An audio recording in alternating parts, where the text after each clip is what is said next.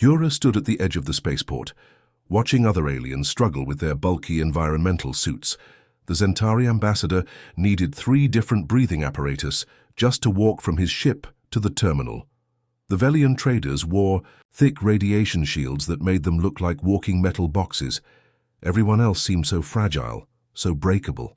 She flexed her fingers and felt the familiar surge of strength that could crush steel.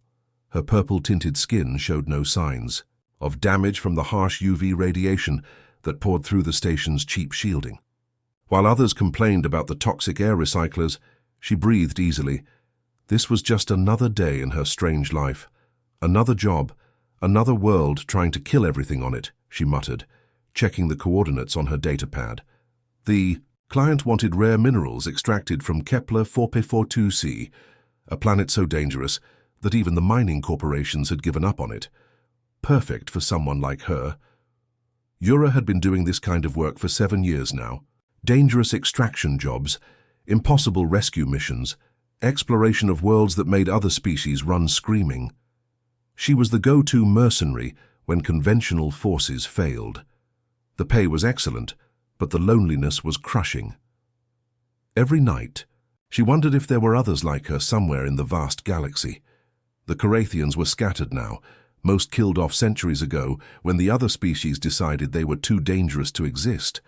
The survivors had spread across space, hiding their true nature, pretending to be something less threatening. Yura had never met another of her kind. Her homeworld of Carathia had been a nightmare by galactic standards. Gravity 3 times stronger than most inhabited planets, storms that could flatten mountains, predators that hunted in packs and could tear through starship hulls. The native plants produced toxins that could kill most aliens just by being in the same room. It was the kind of world that should have been impossible to live on. But her people had not just survived there, they had thrived. The constant danger had made them faster, stronger, tougher than anything else in known space. Their bones were dense as stone. Their muscles could generate incredible force. Their nervous systems processed information at superhuman speeds. Most importantly, they could heal from wounds that would permanently cripple other species. These gifts came with a terrible price. Other civilizations saw them as monsters, as living weapons that threatened the peace of the galaxy. Wars had been fought, planets had been burned. In the end, the Carathians had been scattered to the solar winds, their homeworld quarantined and forgotten. Now Yura worked alone, taking jobs that no one else could handle. She had saved entire colonies from natural disasters. She had recovered, lost explorers from worlds that killed everything that landed on them. She had stopped wars by doing the impossible. But success meant nothing when you had no one to share it with. The other mercenaries avoided her. The few who tried to work with her usually ended up frightened by what she could do, watching her tear through solid rock with her bare hands or survive explosions that vaporized everything around her was too much for most minds to handle. Sometimes she caught herself hoping that one day she would meet someone else who understood, someone who knew what it felt like to be too strong, too fast, too dangerous for normal society. Someone who had grown up on a world that tried to kill them every single day and had emerged stronger for it. But those hopes always faded. She was alone, probably forever, the last of her kind, carrying the burden of being a living weapon in a galaxy that wanted peace above all else. The holographic display flickered as Yura reviewed the contract details in her cramped ship cabin. The client was offering 50,000 galactic credits for a simple mineral extraction job. That kind of money usually meant one thing. The job was anything but simple. Planet designation TK421, she read aloud, scrolling through the data. Atmospheric composition, 70% sulfuric compounds, 20% methane, 10% various toxins. Surface temperature ranges from -40 to +60 degrees Celsius radiation levels, and she paused, raising an eyebrow. Wow, that's actually impressive. The planet had been quarantined by the Galactic Council 3 decades ago after a mining expedition lost 200 workers in the first week. The official report blamed equipment failure, but Yura had read between the lines. The environment had simply been too hostile for normal species to survive, even with full protective gear.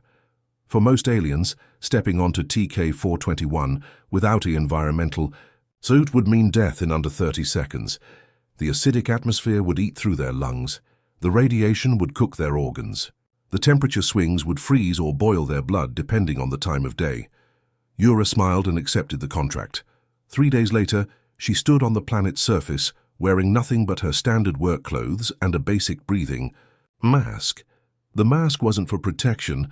Her lungs could process the toxic air just fine. It was just more comfortable than dealing with the burning sensation in her throat. The landscape looked like something from a nightmare. Jagged rocks jutted up from ground that steamed and bubbled with chemical reactions. The sky was a sickly, yellow-green color, and lightning crackled constantly through the thick clouds. Pools of acid dotted the terrain, some large enough to swallow her entire ship. "Beautiful," she muttered, pulling out her mineral scanner.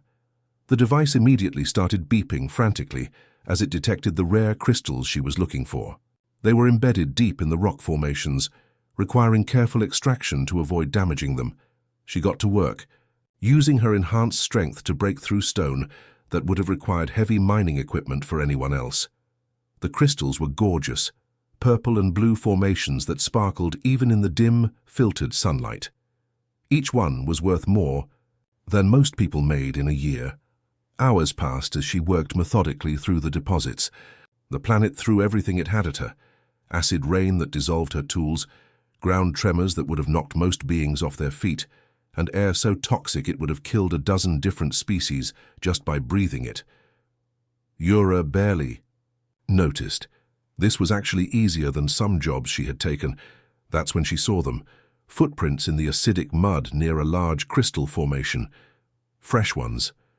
She knelt down and examined them carefully. They were definitely biological, not made by the robotic probes her client had mentioned using for initial surveys. The prints were roughly humanoid but larger than most species she knew. More importantly, they were recent.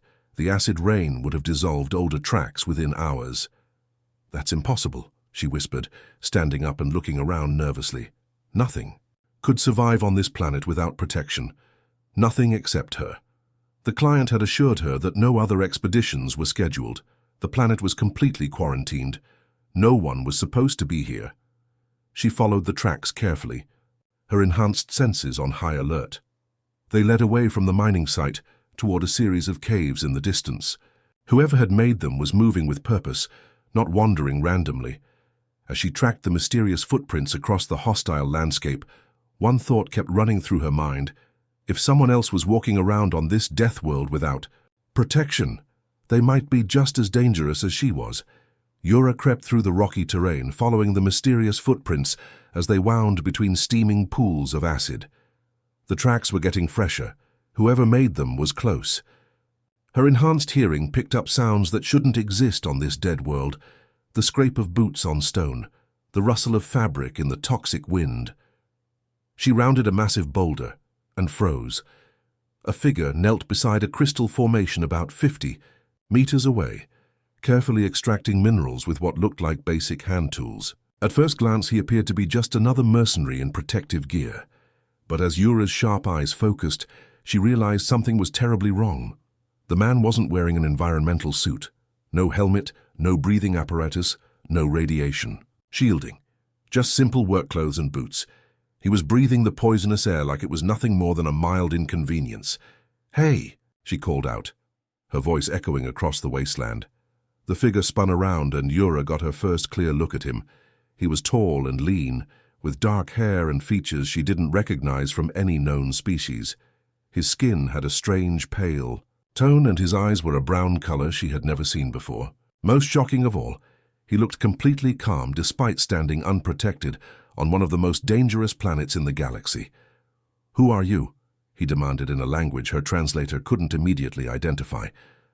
After a moment, the device caught up and converted his words.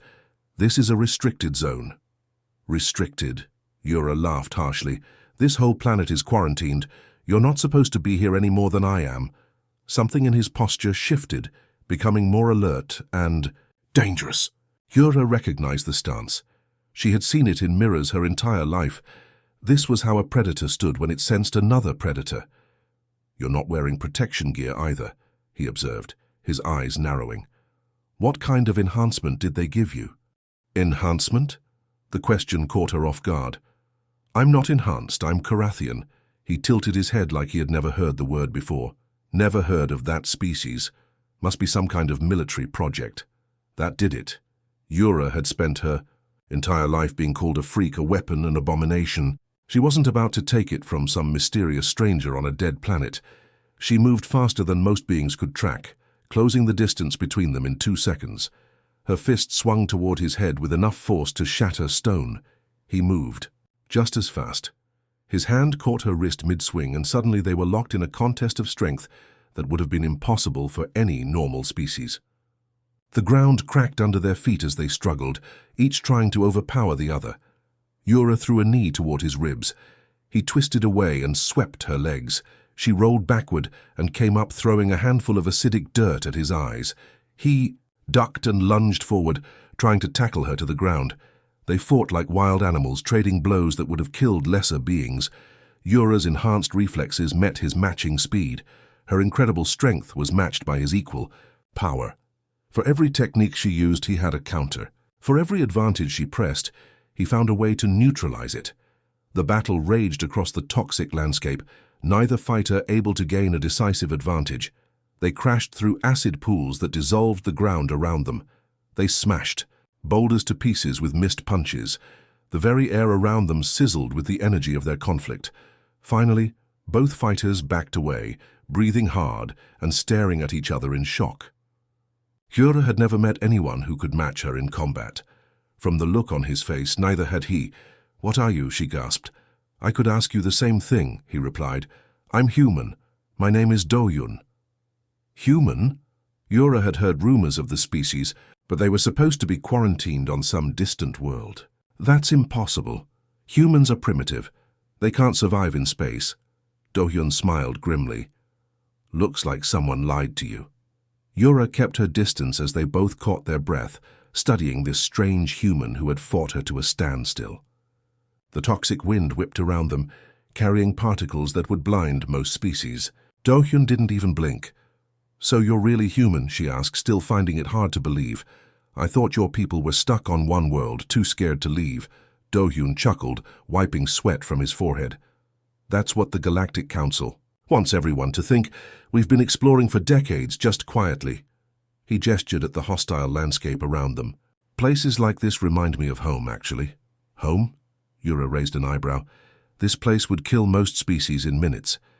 "Yeah, Earth's a bit rough too," he said casually, as if discussing the weather. "Our oceans are full of creatures that can swallow ships whole. The land has storms that flatten entire forests. Oh, and everything wants to eat everything else." Yura stared at him. She had grown up thinking Carathia was the most dangerous world in the galaxy. "What kind of radiation levels are we talking about?" "Well, our star puts out enough energy to cook most aliens, even with protection," Do-hyun explained, picking up his mining tools. "The magnetic field helps, but we still get doses that would be lethal to, say, those blue guys with the tentacles." "Zephyrians," Yura supplied automatically.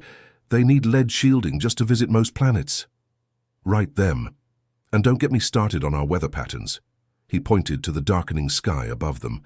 "Looks like we're about to get hit with something nasty. We should find shelter." The storm that rolled in made Yura's homeworld's hurricanes look like gentle breezes. Winds strong enough to pick up boulders screamed across the landscape. Lightning turned the sky into a constant strobe of deadly energy. Rain fell that was more acid than water, dissolving everything it touched. They took refuge in a shallow cave, watching the chaos outside. Most beings would have been terrified. Do-hyun seemed almost relaxed. "Nice storm," he commented, as if watching a pleasant sunset. "Reminds me of tornado season back home." Tornado season? Yura had never heard the term. "Yeah, we get these spinning wind columns that can level entire cities. They happen every year in certain regions.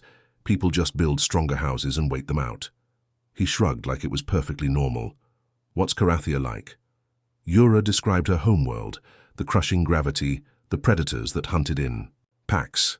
the plants that could kill with their pollen alone. With each detail, she expected Do-hyun to look shocked or horrified like other species did. Instead, he nodded along with interest. "Sounds challenging," he said. "We have pack hunters, too. Wolves mostly, but there are others. And our plants can be pretty nasty. There's this one tree that if you just touch it, your skin burns for days." "You're not disturbed by any of this?" Yura asked hesitantly. "Why would I be? It's just life." He looked genuinely confused by the question.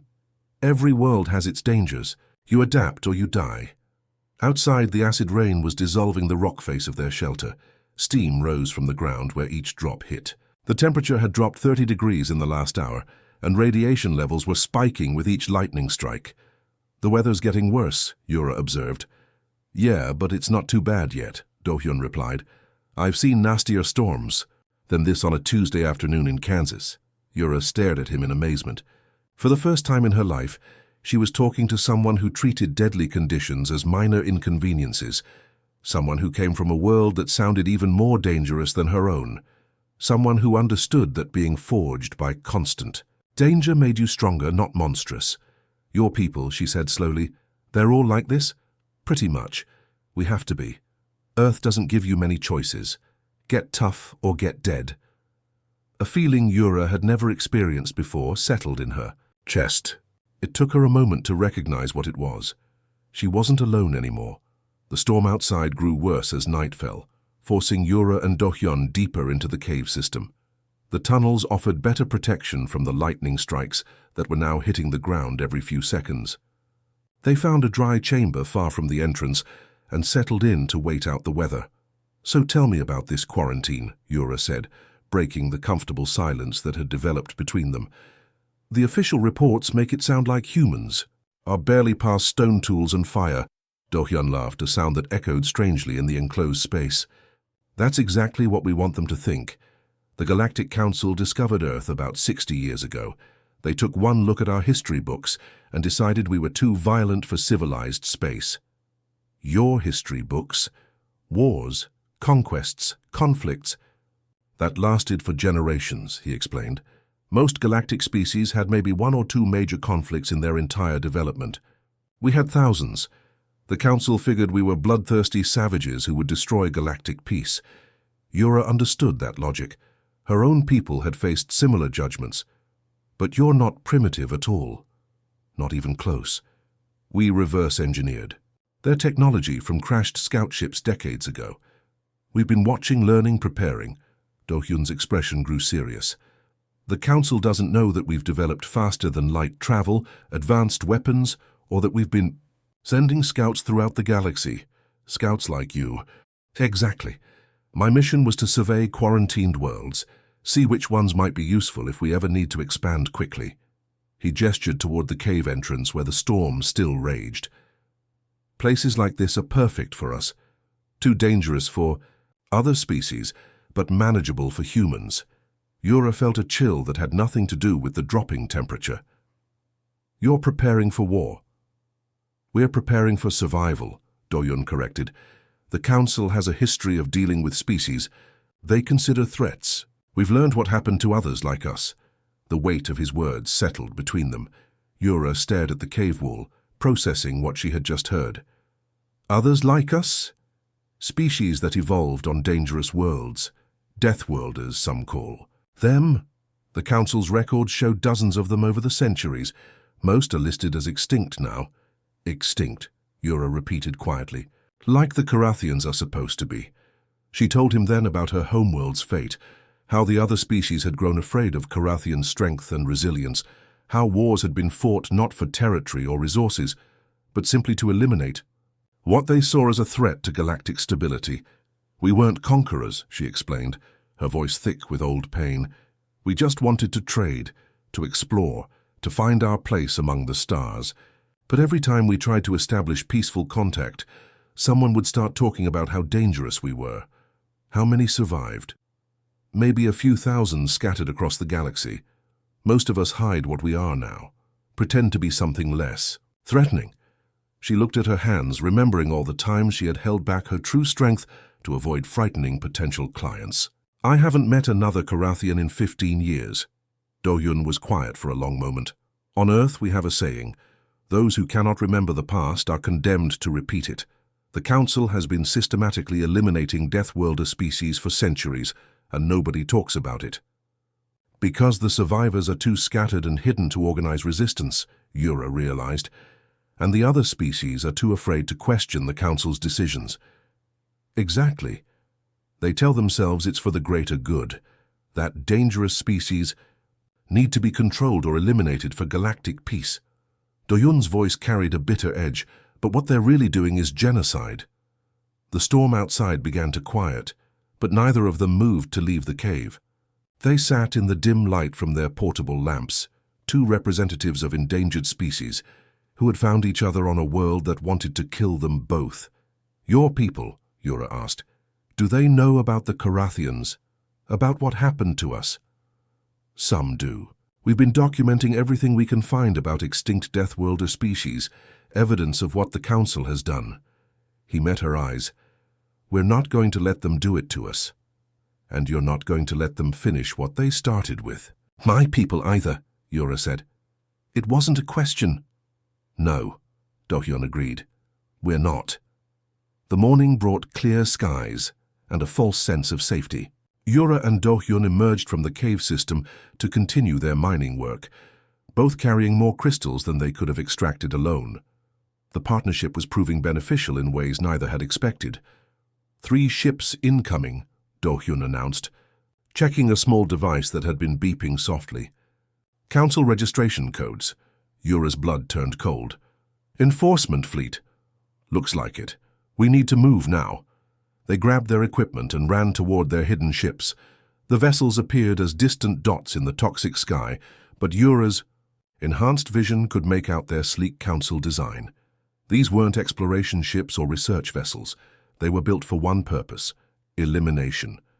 My ship's closer, she called out, changing direction toward a rocky outcrop where her small craft was concealed. They reached it just as the Council ships entered the lower atmosphere. Yura fired up the engines, while Do-hyun activated what looked like a sophisticated listening device. What's that? She asked, focusing on the launch sequence. Signal interceptor. If we're going to run, I want to know why they're here. His fingers danced over the controls as her ship lifted off. Got it.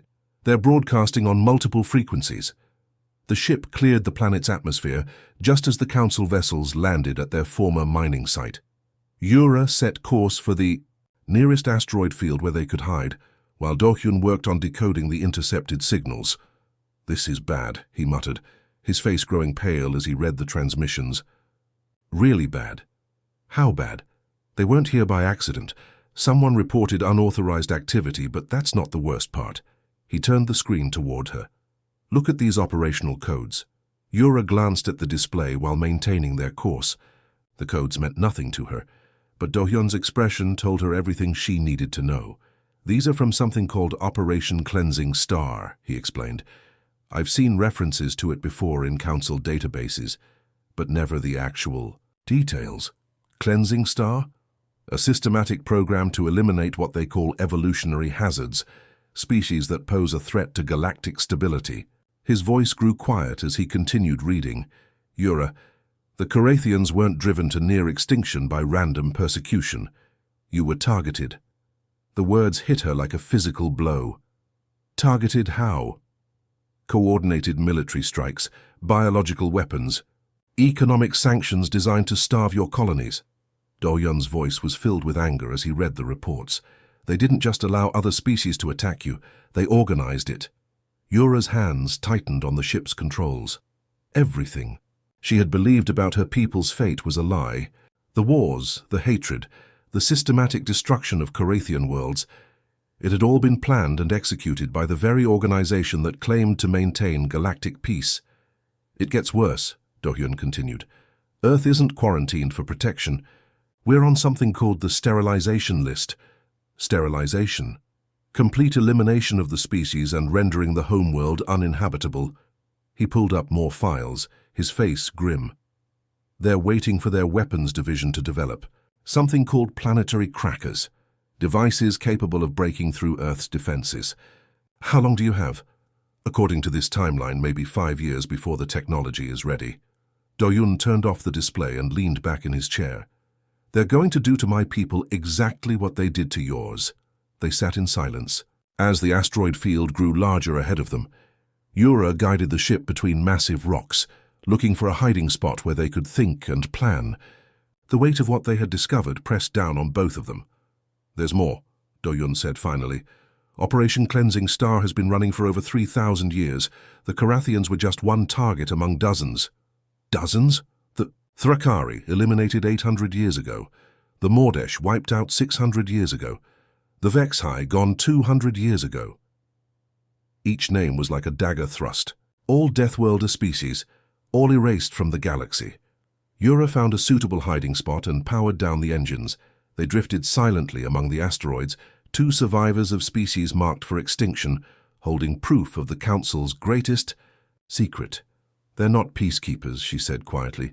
"They're genocidal maniacs. And they're very good at covering their tracks. Most of the galaxy thinks these species died out naturally or destroyed themselves in wars." Do-hyun looked at the data again. "But we have the proof now. The question is, what do we do with it?" Yura stared out at the cold stars, thinking of all the Carathians who had died believing they were hated for what they were, never knowing they were murdered for political convenience. "We make sure everyone knows the truth," she said. "And then we make sure it never happens again." The first assassination attempt came 3 days later, while they were refueling at a remote trading station. Yura noticed the killers before they struck, two figures in civilian clothes who moved with military precision through the crowded marketplace. "Company," she murmured to Do-hyun, who was purchasing supplies from a Zentari merchant. "How many?" "Two visible. Probably more hidden." She casually shifted position to get a better view. "Council trained, from the way they move." Do-hyun finished his transaction without changing expression. "The fuel depot, 60 seconds." They split up, taking different routes through the station's winding corridors. Yura's enhanced hearing picked up the soft footsteps of their pursuers, who were trying to herd them toward a dead-end section. Instead, she doubled back through a maintenance shaft and emerged behind one of the assassins. The fight was brief and brutal. Council assassins were skilled, but they weren't built to handle someone with Yura's strength and speed. She left both, attackers unconscious in a storage room, and met Do-hyun at their ship. "Found something interesting in their gear," he said, holding up a small communication device. "They've been tracking us for days. Someone really wants us dead." "Good thing we're hard to kill," Yura replied, firing up the engines. "Where to next?" "Council Archive Facility on Nexus 7. If we're going to prove this conspiracy, we need more evidence than just intercepted transmissions." The archive facility looked like any other council building, clean, efficient, and heavily guarded. Getting inside required all of Yura's combat skills and Do-hyun's technical expertise. She handled the security forces while he hacked into their computer systems. "This is incredible," Do-hyun whispered, as files streamed across his portable display. "Operation Cleansing Star goes back almost 4,000 years. Look at this list." Yura glanced at the screen while keeping watch. Species names she had never heard of filled the display, each marked with a termination date. The Carathians appeared halfway down the list, scheduled for elimination and marked as 98% complete. 98%, she said bitterly. "They're very thorough. Too thorough. Look at these resource reports." Do-hyun pulled up financial records. After each species was eliminated, council companies moved in to strip their homeworlds of valuable materials. This isn't just genocide. It's profitable genocide. They downloaded everything they could before alarms started blaring throughout the facility. Their escape was a running battle through corridors filled with security forces. Yura's enhanced. Abilities were the only thing that got them out alive. Over the following weeks, they hit 3 more council facilities, each raid revealing new horrors. The conspiracy was massive, involving hundreds of officials across multiple council departments. They had detailed files on surviving Deathworlders, tracking their movements and eliminating them whenever possible. "Your people aren't just scattered," Do-hyun explained as they studied the latest intelligence. "They're being systematically hunted. Every time a Carathian reveals their true nature or tries to make contact with others, they disappear. Yura stared at photos of Carathians she had never met, all marked as terminated or under surveillance. Men and women who had lived there, lives in hiding, just as she had, only to be murdered when the council finally found them. How many of us are left? Maybe 300 across the entire galaxy, and they know where most of them are. The weight of that knowledge was crushing. Her people were dying out not through natural causes or even random persecution, but through calculated murder. Every Carathian death brought the species closer to complete extinction. And Earth, she asked, the Council has agents throughout human space, watching and reporting. My people think they're being clever with their secret observations, but the Council knows about our technology, our ships, even our military capabilities. Do-hyun's expression was grim. When they're ready to move against us, it won't be a fair fight. They were sitting in their hidden base, an abandoned mining station in a system that most star charts didn't even list. Around them were stacks of evidence documenting the greatest crime in galactic history. Thousands of species eliminated. Entire civilizations erased, all in the name of maintaining peace and stability. We need help, Yura said finally. 2 people can't fight the entire Galactic Council. Agreed. But who can we trust? Half the galaxy works for the Council, and the other half is too scared to stand up to them. Yura looked at the list of surviving Carathians again, then at the intelligence reports about Earth's hidden activities. We start with our own people, the ones who are left. That's going to be dangerous. The moment we make contact, we'll be painting targets on everyone involved. We're already targets, Yura pointed out. The difference is now we know why. The first contact almost went wrong from the start. Yura had tracked down a Carathian mechanic named Nara, who ran a small repair shop on the outer rim. When Yura walked through the door and spoke in their native language, Nara immediately grabbed a plasma torch and backed toward the emergency exit. "Stay away from me," Nara warned, her voice shaking. "I don't know who you are, but I'm not getting involved in whatever this is." "I'm Carathian like you," Yura said gently, raising her hands to show she meant no harm. "My name is Yura. I've been living as a mercenary for years." Nara's eyes widened. "That's impossible. There are no other Carathians left in this sector." The Council made sure of that.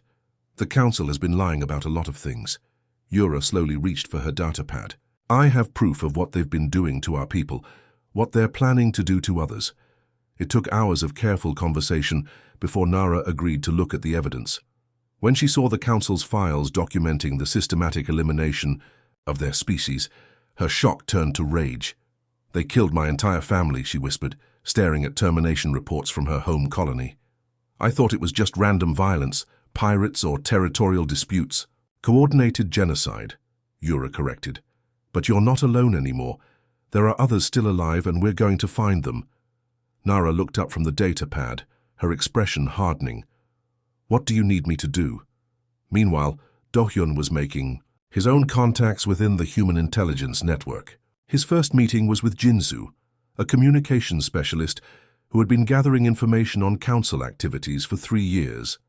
They met in a crowded spaceport cantina, 2 humans pretending to discuss shipping contracts while actually sharing state secrets that could start a war. "The situation is worse than our leaders know," Jinsu explained quietly. "I've documented at least 15 separate council operations targeting human colonies that haven't even been established yet. They're planning ahead," Do-hyun realized, "mapping out our expansion routes so they can cut us off when the time comes." "Exactly. And their weapons development is ahead of schedule.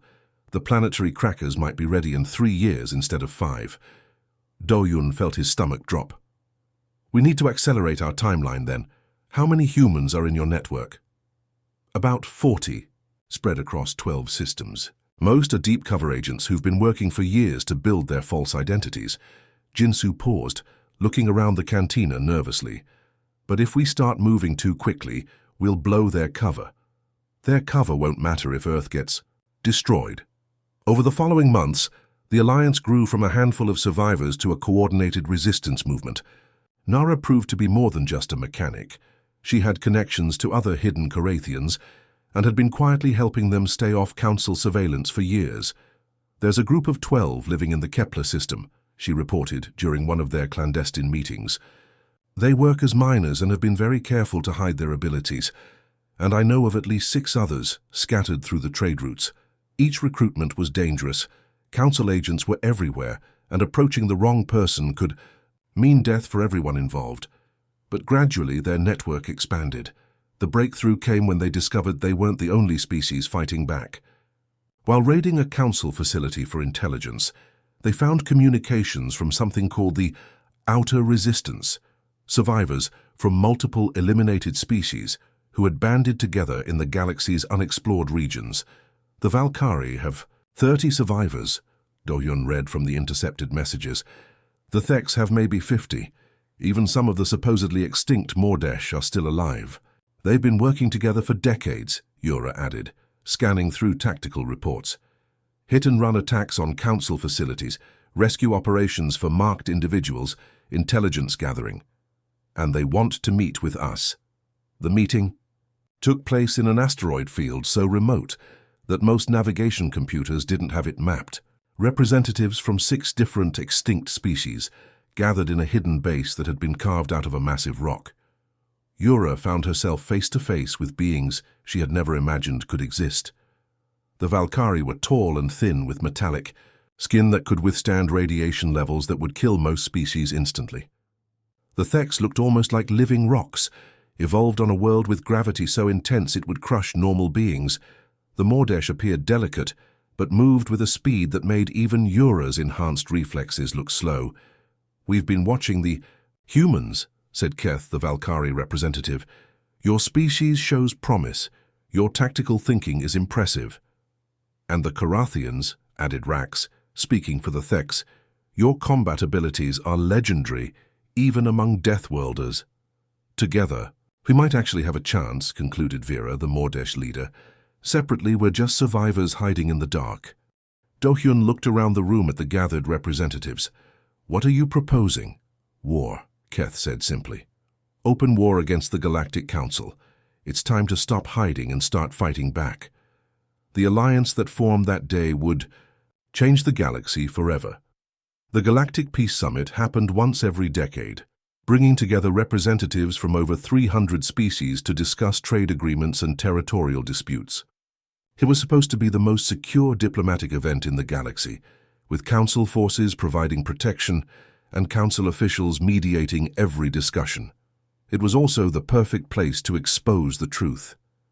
Yura stood in the shadows of the massive conference hall on Nexus Prime, watching thousands of delegates from across known space take their seats. Most of them had no idea they were about to witness the collapse of everything they believed about galactic civilization. "Signal interceptors are in place," Do-hyun's voice crackled through her earpiece. "When we start broadcasting, every ship and communication array in the system will carry our message." "Nara's team?" "Ready, they've got the evidence packages prepared for immediate distribution to every major news network." "And our friends from the Outer Resistance?" "Positioned around the perimeter. If the Council tries to stop us with force, they'll get a surprise." Yura took a deep breath and checked her equipment one last time. They had one chance to get this right. If they failed, not only would they die, but the genocide would continue unchecked. The summit's opening ceremony began with the usual speeches about peace and cooperation. Council Chairman Vexter, a tall blue-skinned Altarian, spoke eloquently about the stability that the Council had brought to the galaxy over the past 4 millennia. "We have maintained order," he declared to enthusiastic applause. "We have prevented wars. We have protected the innocent from those who would do them harm." That was Yura's cue. She stepped out of the shadows and onto the main floor of the assembly hall. Security forces immediately moved to intercept her, but she was already speaking, her voice amplified by hidden transmitters throughout the complex. "Chairman Vextar speaks of protecting the innocent," she called out, her words echoing through the vast chamber. "But what he doesn't mention is that the Council has been systematically murdering entire species for thousands of years." Chaos erupted. Delegates shouted questions while security forces tried to reach her, but Yura was no longer alone. Do-hyun appeared on the opposite side of the hall, flanked by 2 other humans who had infiltrated the summit as service staff. "Ladies and gentlemen," Do-hyun announced, "we are about to show you evidence of the greatest crime in galactic history, The main display screens throughout the hall flickered and changed, now showing council documents instead of ceremonial images. Operation Cleansing Stars files appeared for everyone to see: species names, termination dates, resource allocation reports, and kill orders signed by the highest levels of council leadership. The Carathians, Yura continued, her voice cutting through the growing uproar. Nearly extinct not through war or natural disaster, but through coordinated genocide. The Valkyrie, the Thex, the Mordesh, dozens of species eliminated because the council deemed them too dangerous for civilized space. Chairman Vextar was shouting orders, but his voice was lost in the chaos. Delegates were staring at the screens, in horror as the scope of the conspiracy became clear. Some species recognized the names of their own ancient enemies, realizing for the first time that those conflicts had been orchestrated by the council. "And they're not finished," Dohyun added, bringing up the current target list. "Humanity is scheduled for sterilization within 3 years, but we won't be the last. Any species that shows too much independence, too much strength, or asks too many questions gets added to the list." The evidence was overwhelming. Thousands of documents, audio recordings of council meetings, financial records showing the profits made from stripping dead worlds. It all painted a picture of an organization that had turned genocide into a business model. But the real turning point came when representatives of the supposedly extinct species began appearing throughout the hall. Valkyrie warriors materialized from hidden positions. Thex fighters emerged from what everyone had assumed were decorative stone pillars. Mordesh agents dropped their disguises and revealed themselves among the delegate staff. "We are the survivors," Keth announced, his metallic skin gleaming under the hall's lights. "We are the ones you thought you had destroyed, and we are here to ensure that it never happens again." The revolt that followed spread across the galaxy within hours. Species that had been living in fear of council retribution suddenly realized they weren't alone. Worlds that had been forced to accept council rule began declaring independence. Military forces that had been loyal to the council started switching sides as the evidence spread through communication networks. The fighting lasted 3 months, but the outcome was never really in doubt. Once the truth was revealed, the council's authority collapsed. Too many species had been oppressed, too many questions had been left unanswered, and too many crimes had been committed in the name of peace. When the smoke cleared, Yura found herself standing in the same conference hall where it had all begun, but now the seats were filled with representatives of a new galactic government. Humans sat alongside Carathians, Valkyrie, and dozens of other species that had emerged from hiding or exile. "Strange how different everything looks now," Dohyun observed, joining her at the podium where they were preparing to address the assembly. "Not strange," Yura replied, looking out at the diverse crowd of beings who no longer had to hide what they were. "Right. This is how it should have been from the beginning." They spoke that day not as outcasts or monsters, but as the founders of a new order built on truth instead of lies. Deathworlders were no longer hunted. They became the galaxy's guardians, using their hard-earned strength to protect those who couldn't protect themselves. Months later, as Yura prepared to depart for Carathia, her homeworld, finally free to be reclaimed, she met Do-Yun one last time at the spaceport. "So this is goodbye," she said, though neither of them seemed particularly sad about it. "Not goodbye, see you later." He smiled. "The galaxy's a smaller place now that we're not hiding from each other."